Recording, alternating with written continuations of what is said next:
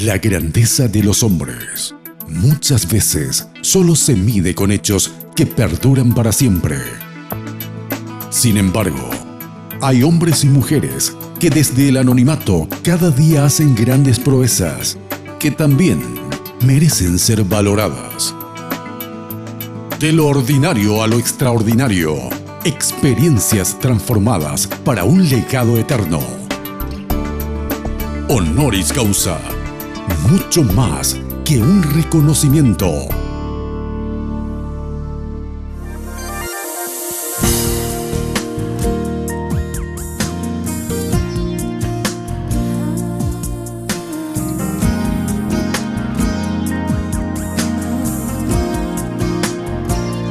Bienvenidos a otro encuentro de Honoris Causa, por supuesto, a través de las pantallas de Red Guaraní, el canal de la familia. Viajando siempre, conociendo a pastores, conociendo instituciones y valorando por sobre todas las cosas aquellas que puedan ser de inspiración y bendición para cada uno de nosotros. Y en este día tenemos el privilegio y la bendición de compartir con el pastor Salomón Caballero, una institución prácticamente dentro de la primera iglesia bautista de Fernando de la Mora. Pastor, gracias por su tiempo y por recibirnos aquí en la iglesia.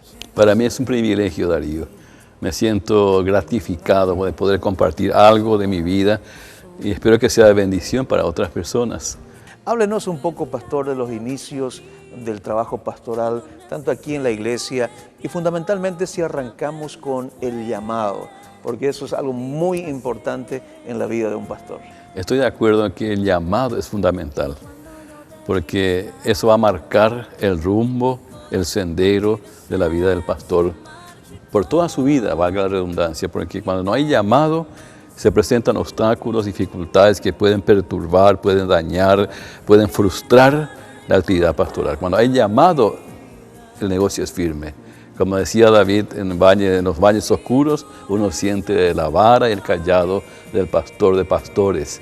Esa fue mi experiencia con mi esposa, muchos años, son 46 años de ministerio. 46 sí, años. Y yo recibí el llamado siendo joven, muy joven, cuando iniciaba mis estudios universitarios y tenía otros planes para mi vida, pero el Señor cambió todo. Mis padres querían que yo fuera militar, otro médico, otro abogado, otro ingeniero, pero Dios me marcó para un trabajo especial en su reino, cuando tenía más o menos 18 años de vida. Y dejé todo, fui a Río de Janeiro a estudiar.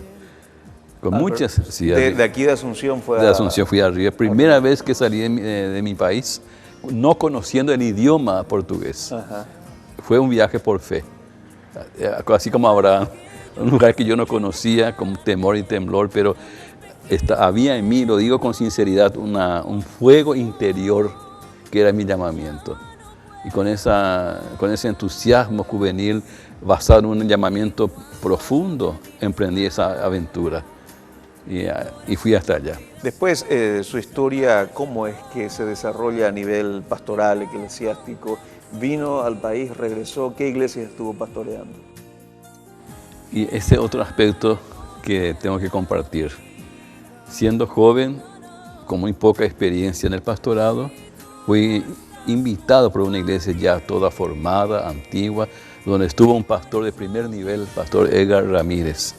Y cuando él dejó la iglesia pensó en mí. Y conste que yo fui miembro de esa iglesia, la iglesia bautista de Barrio Cara. Fui miembro, allí me convertí, allí me bauticé.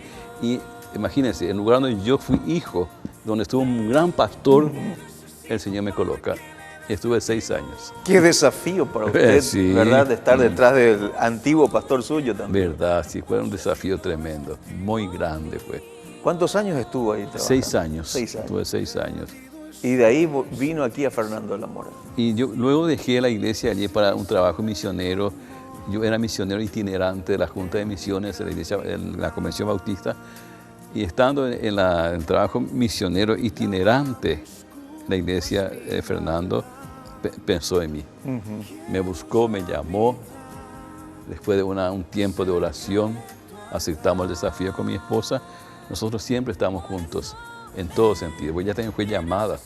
Es que me olvidaron que no conté eso. Eso es algo muy importante. Sí, ella también sintió un llamado. Ella fue al seminario de Buenos Aires, Falcón. Allí estudió licenciatura, igual que yo, el mismo nivel, sin conocernos. Sin conocernos.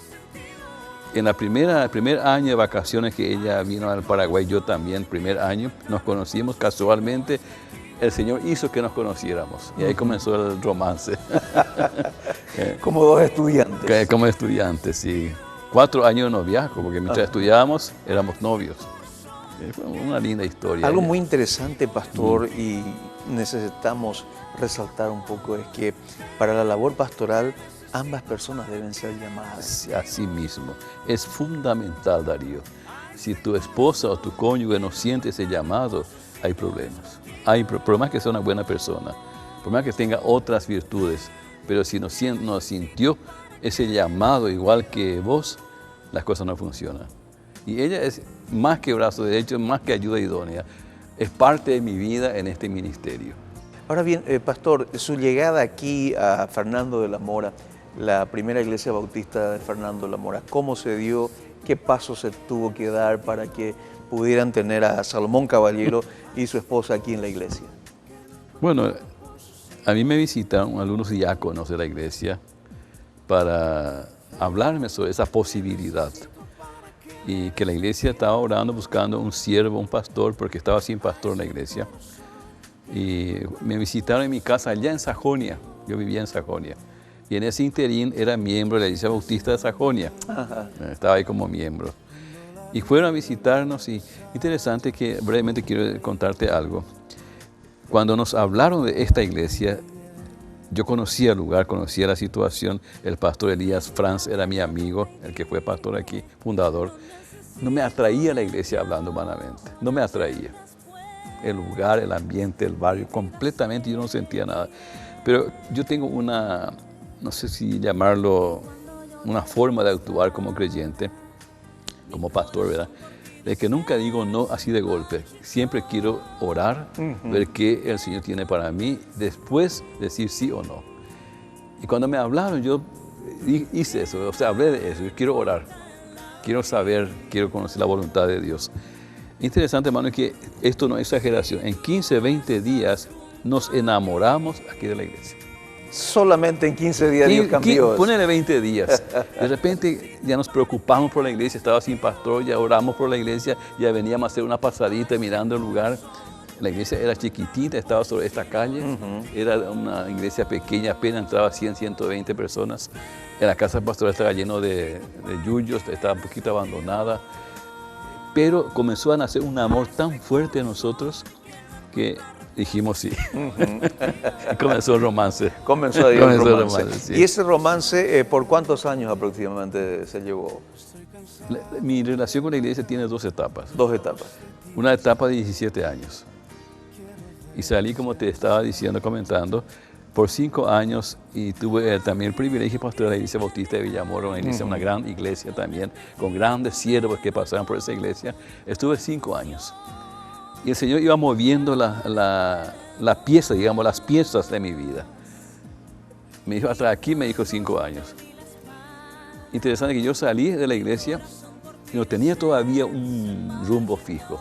En ese interín, otra vez que la iglesia pensó en mí, me buscó y me trajo. Esa sería la segunda etapa. La segunda etapa. De esa segunda etapa queremos hablar nuevamente con usted, pastor, pero tenemos que ir a una breve pausa. A la vuelta hablamos de la segunda etapa en la vida eclesiástica del pastor Salomón Caballero.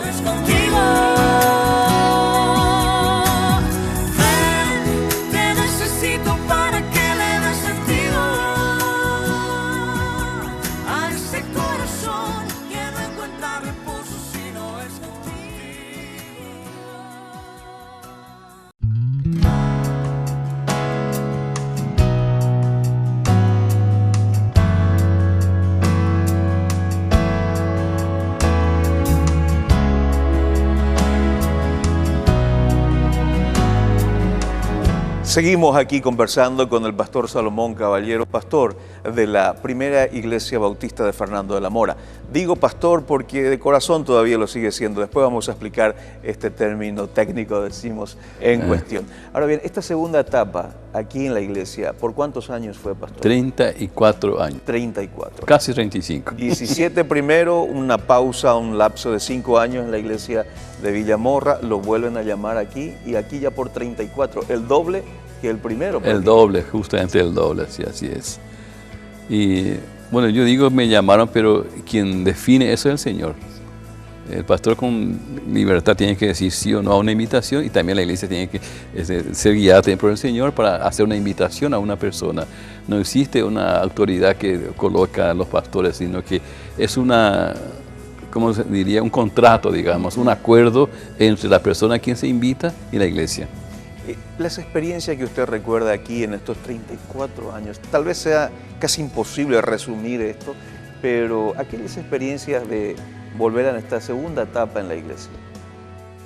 Bueno, la segunda etapa fue un nuevo capítulo en mi vida, porque fue la etapa más bendecida. Parece que ese tiempo de adaptación, de luchas y victorias de la primera etapa, de repente tuvo su fruto en esta segunda etapa y la iglesia comenzó a crecer. Llegó una época, un tiempo en que se cuadruplicó la membresía. No digo que es por mí, pero en ese encuentro mío con la iglesia y una respuesta de la iglesia comenzó a crecer. Y llegamos a casi a 700 miembros y se fundaron varias iglesias hijas acá en Fernando. Está la iglesia Príncipe de Paz, la iglesia de Zona Norte y otras iglesias, la iglesia de Peniel, la iglesia de Santa María, que es su antiguo nombre. Son iglesias que nacieron de esta iglesia, ya en esta segunda etapa. Esta segunda etapa es la mejor época, diría yo, sin descartar que también en la otra tuvieron muchas bendiciones, muchas conversiones, todo. Pero en este año parece que se consolidaron las cosas y tomaron otro cariz, otra fuerza, una nueva visión, ¿verdad?, de la obra. Hay una famosa frase que dice, llegar a la cima es relativamente fácil. Permanecer ahí arriba es lo difícil. Es cierto. Permanecer 34 años en una iglesia también tiene no sus es fácil. dificultades. Tiene su... Pero, ¿a qué atribuye todo esto? Hermano, el Señor, la oración, la dependencia del Señor. Mi esposa y yo siempre tenemos nuestro encuentro devocional matutino todos los días y oramos casi todo el tiempo. Y ese encuentro en que nosotros oramos por la iglesia, por los hermanos, por las familias, las parejas y por nuestro ministerio. Y nos evaluamos a nosotros mismos y en qué podemos cambiar, qué mejorar, en qué pedir perdón, etc. Por eso digo que ella para mí es una bendición como esposa. Ella tiene una visión muy especial de la obra y un amor tan grande por la obra, al punto de que nació en su corazón la idea de tener la obra feliz. Habrá escuchado de esa obra. Sí.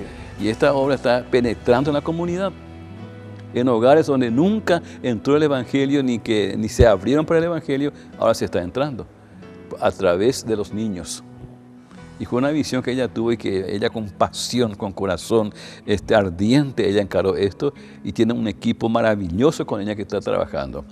Ahora ella dio un paso al costado y tenemos otra directora para esa escuela feliz. Entonces ella es especial, ella me ayudó mucho en la vida pastoral en todos estos 46 años. Pastor, ¿llegó algún momento dado en su vida ministerial en que quiso de repente tirar la toalla y decir, bueno, hasta aquí nomás ya? Nunca pasó por mi mente eso.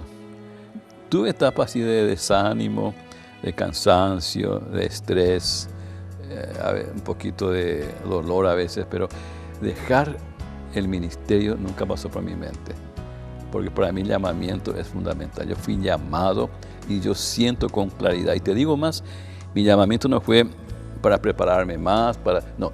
Yo sentí llamamiento para el ministerio pastoral, así como suena, pastor de un rebaño. Eso yo sentí el Señor. No es para otras cosas. El rebaño, ahí está el foco, el centro, de donde se derivan otras cosas. El llamamiento pastoral, vocación pastoral, es el don que yo sentía al Señor. Por eso es que nunca tuve deseo de renunciar, dejar todo. No, mi vida no tendría sentido si yo salgo a la iglesia. No tendría sentido. No porque no tenga nada que hacer, pero el sentido de la vida sería traumatizado, digamos, un trauma, ¿verdad? Porque el llamamiento es sagrado. 34 años de vida ya prácticamente entre pastor y congregación, es como que se va entrelazando esa vida. Es como un casamiento. Como un casamiento. Sí, un casamiento, sí. Así mismo yo siento. ¿Y cómo usted vería a su esposa, por decir así, no la que tiene, sino esta llamada iglesia? Ajá. ¿Cómo la ve?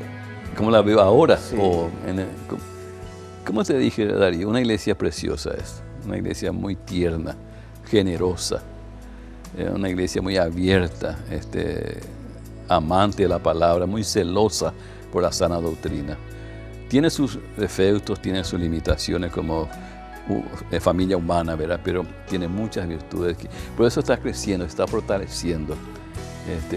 Inclusive en la infraestructura física como espiritual. Hay muchas cosas por hacer, muchos desafíos. Tenemos que mejorar muchas cosas. Pero la iglesia es muy buena, una iglesia muy especial. No es perfecta, pero tiene muchas cualidades. Y yo le felicito al pastor Miguel porque él se va a sentir bien acá. Va a sentir que la iglesia le va a apoyar, le va a empujar, va a orar por él, le va a rodear en todos sus emprendimientos en favor de la obra. ¿Cómo usted pudo manejar toda la situación? Porque siempre la vida de un pastor es visitada por necesidades, no solamente personales, sino que también a veces de la congregación misma, para centrarse y decir única y exclusivamente el ministerio pastoral. ¿Otras cosas hizo añadidamente o sola y exclusivamente se dedicó a la parte pastoral? No, yo también enseñé en los seminarios, también fue un ministerio, enseñé en los seminarios, ¿verdad? Por muchos años y me sentí feliz en ese trabajo, pero generalmente el centro de mi vida es el trabajo pastoral. Y tengo buenos colaboradores que me ayudaron en muchas cosas, en la visitación, en la visita de los enfermos, las personas que tienen acontecimientos especiales en su vida. Procuramos estar en todas las situaciones de la vida de la iglesia. Entonces, con la ayuda de los hermanos líderes que me ayudan, que colaboran, que participan, que tienen iniciativa, entonces pudimos llevar adelante la obra del Señor con muchas bendiciones. Aunque no sea bíblico, la separación también tiene que llegar. Y en este caso, el pastor tiene que estar separándose de su iglesia, porque el tiempo ha llegado para eso. Vamos a hablar más sobre este tema a la vuelta de la pausa.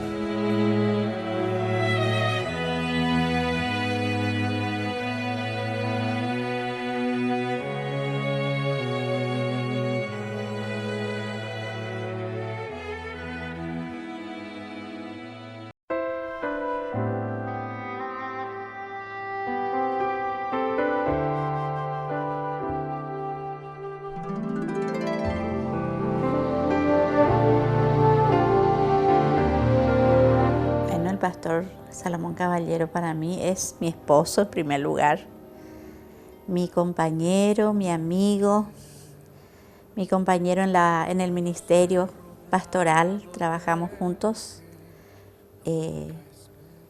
Es mi amigo, es un siervo de Dios consagrado, cuya vida, sinceridad y transparencia siempre me ha impactado, me ha inspirado. Y doy gracias al Señor por su vida y por tener tantos años juntos en mi hogar, como papá, como esposo. Tenemos 2 hijos y juntos en la obra del Señor, en la iglesia, en todas las iglesias donde hemos estado sirviendo al Señor y hasta hoy. Es hermoso estar juntos con un mismo llamamiento, con un mismo sentir hacia el Señor y hacia las cosas del Señor. En un mismo sentir hacia la iglesia, el amor por los hermanos, el interés por las personas, el deseo de ser usado por el Señor. Y también es hermoso sentir que cuando 2 vidas se unen en la voluntad de Dios, son vidas bendecidas realmente.